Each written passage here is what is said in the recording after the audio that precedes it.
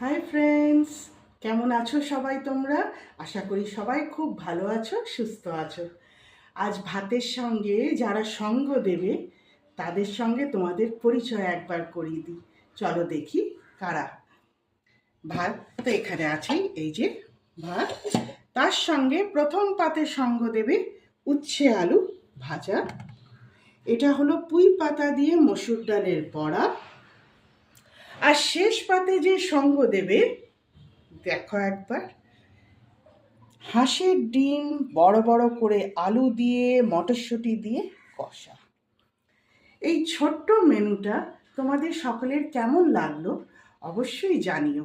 যদি ভালো লাগে একটা লাইক করার অনুরোধ রইল। তোমরা সকলে খেয়েছো কি না? না খেলে বসে পড়ো, কারণ দুপুরের খাওয়াটা কিন্তু সময় মতন হওয়াই চাই, তাই না?